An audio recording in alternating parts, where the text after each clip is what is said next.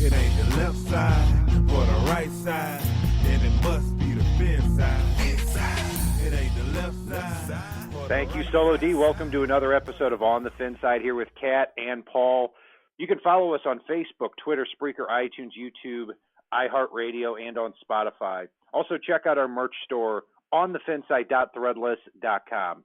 The Dolphins roll into Indianapolis this weekend for a flexed 3 p.m. Central, 4 p.m. Eastern Time game against the red-hot Indianapolis Colts. They're 7.5-point underdogs, and the Colts are on fire right now. There's no other way to say it. They've won 4 straight games and put themselves right in the thick of the playoff hunt here with the Dolphins. So the big news on offense, Paul, Ryan Tannehill looks like he's going to return for this game. Adam Gase has made that very clear this week. The Dolphins are 3-2 when Tannehill is starting, but more importantly, they get Brock Osweiler out of the lineup. I was going to say that's the biggest thing to me is Brock Osweiler getting the hell off of that field. I wish he'd get the hell off my football team, as I'm sure our listeners are aware, and I'm sure they all feel the same way. It's going to be great to have Tannehill back. It's going to be great to have Juwan James and Laramie Tunsil back to help keep Tannehill upright. And then Devontae Parker showed earlier this season that when he's playing with a chip on his shoulder, he's a pretty damn good receiver.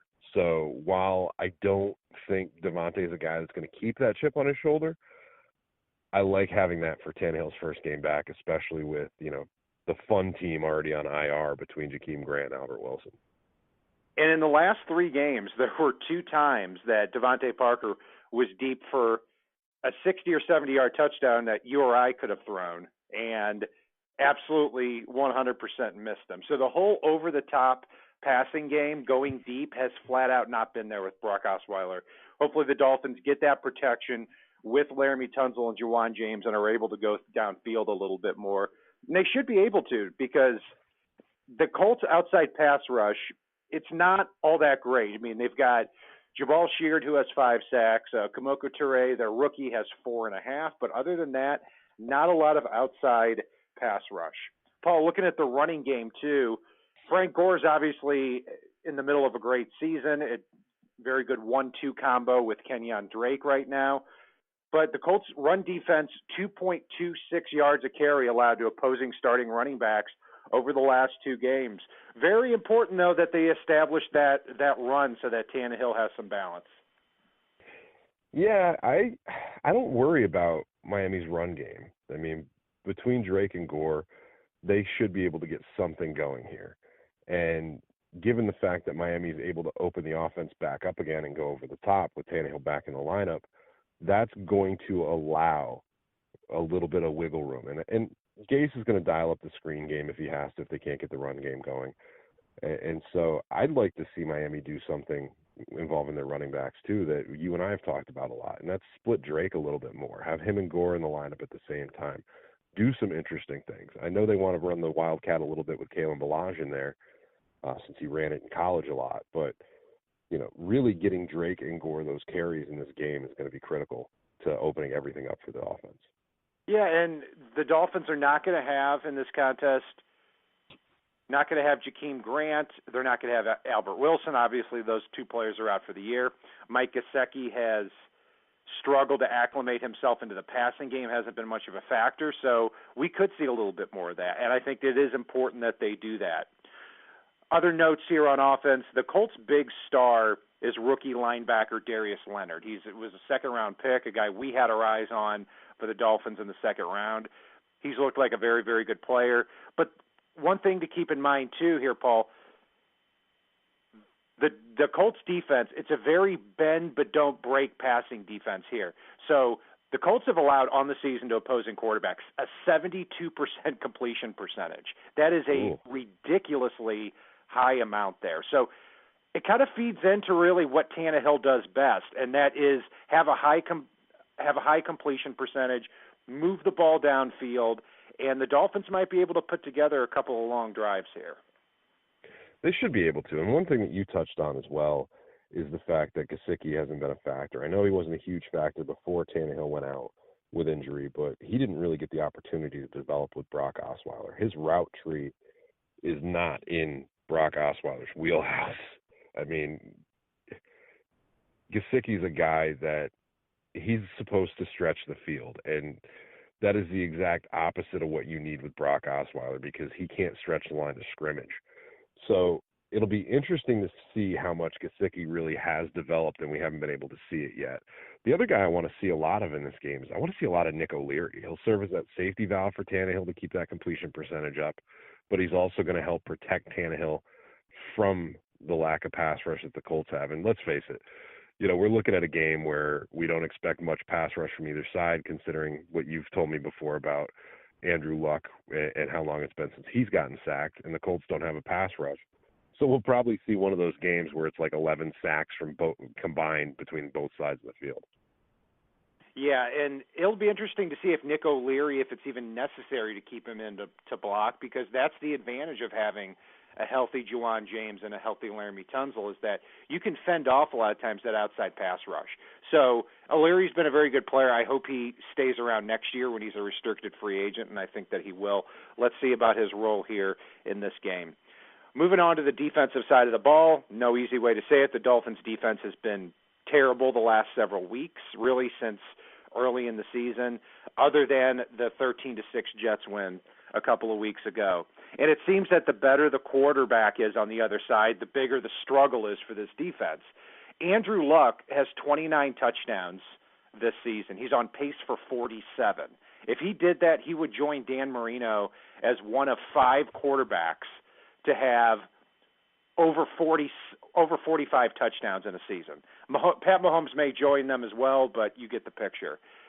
The good news is the Dolphins, personnel-wise, when you look at the Colts secondary or the Colts receivers against the Dolphins secondary, the Dolphins may have a little bit of an advantage with their secondary and their secondary healthy too. This should. I mean, I'm not worried about Miami's secondary. I know we've talked about that a lot this season, but really, Miami's in good shape with their secondary. They're getting Minka more involved. I expect Rashad Jones to actually play a full game for the first time in a few weeks. And really, what it's going to boil down to for this team is, A, can they get a pass rush going, and B, do we get the good version or the bad version of the linebacking core? If we get the good version of the linebacking core, they should be able to hold Indy's offense in check. If we get the bad version of the linebacking core that doesn't know where to go, has bad coverages called for them by Matt Burke, blitzes when it doesn't make sense and doesn't blitz when it does make sense, then it could be a long day because Luck will pump and dump over the middle if he needs to. And he will also take off with the ball. And if they're not spying Andrew Luck, it could be a long day with the wide 9 defense and the fact that the defensive line is not really defending against quarterback runs. So if they're spying Andrew Luck and if the linebackers have a good day, this should be a good day for Miami. Yeah, and to mention the stat we talked about, Andrew Luck has not been sacked in his last 214 dropbacks, which when you think about how much Andrew Luck was battered when he was at quarterback his first several seasons in the league, that's a huge coup for the Colts offensive line. And they've spent a lot of resources on it. I mean, they drafted Ryan Kelly and Anthony Costanzo in the first round years ago. They're going to be without Ryan Kelly in this game, which could be a big factor. But they also this past year drafted tackle Braden Smith in the second round and, of course, Quentin Nelson in the first round. They also signed Mark Lewinsky at guard for practically nothing, and he may be their best offensive lineman this year.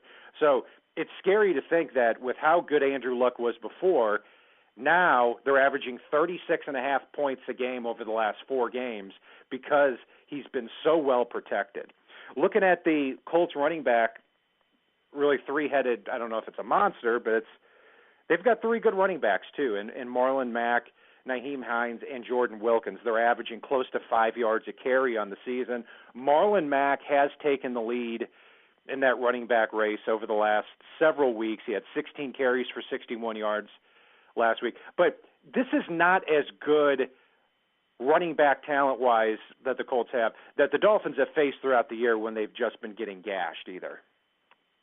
No, and really I think it's going to come back to 2 things, one of which I already mentioned, which is if we get the good version of Miami's linebackers, if Kiko's on, I mean, Kiko just mystifies me because he plays either like an all-pro or like a non-pro. if Kiko's on, that's going to be a huge factor against the running game. The other factor as well for me at this point is how much Minkah Fitzpatrick is spelling TJ McDonald in this game. Game in and game out, you see these long runs ripped off, and really that last line of defense, which is TJ McDonald flying up at 1,000,000 miles an hour with a bad angle, is what springs the running back, so they have to get chased down by Minkah and Rashad. And I'm so tired of it. I'm just so tired of it. TJ is a good situational player at this point, a great situational player, but in the role that he's in is that last line of defense against the running game, which is supposed to be his forte. His big misses are so big that they counteract the good plays for me. And that's where I'd love to see Minkah get in for him. Yeah, I think McDonald and Kiko are two players who their good games have just been fantastic. I mean, I remember TJ McDonald against the Jets and against the Bears. If he's not in there, I'm not sure if the Dolphins win, but the remaining games, it's so hit and miss, so many blown coverages. A lot of this depends on the Dolphins' defensive line, too. I mean, to me, I keep going back to the first few games, really the first 4 games of the year. When the defensive line was playing great, the linebackers played great.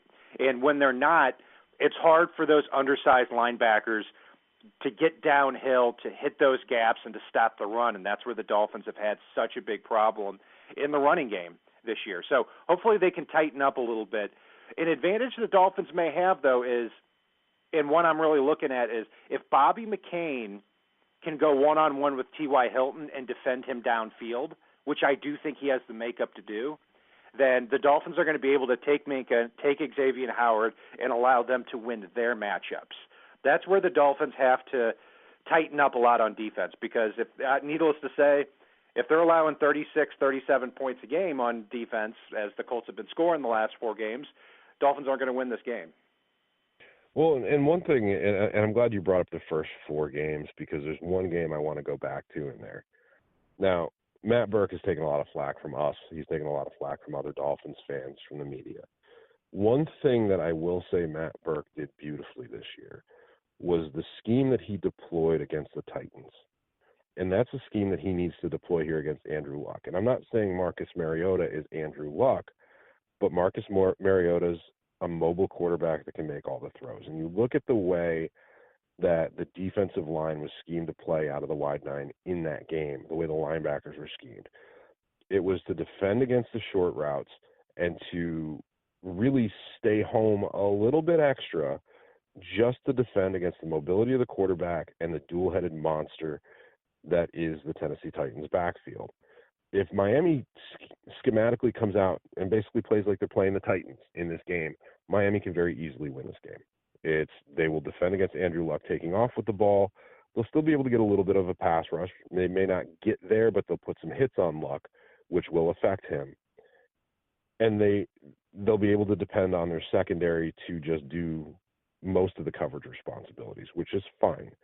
So I would love to see them defend the way they did against Tennessee, and I think that would be a critical element to Miami winning this game. I think Tannehill can put up enough points to outmatch Andrew Luck if Miami schemes defensively like that. See, I would like the Dolphins to defend that way, in that they're playing up further and they're trusting their secondary to not let up big plays, because that would be a great situation. I'm not too worried about Andrew Luck's running ability this year. He hasn't run for a lot of yards. He'll take the yards when he gets them. But if he tucks the ball down and gets 10, 15 yards here, that's not something that causes me huge concern like it did with Mariota. If you let Mariota go up, he could run for 40 yards. Hopefully we don't see anything like that with Andrew Luck in this game. So, Paul, what's your prediction here? I think Miami wins Tannehill's little comeback game here.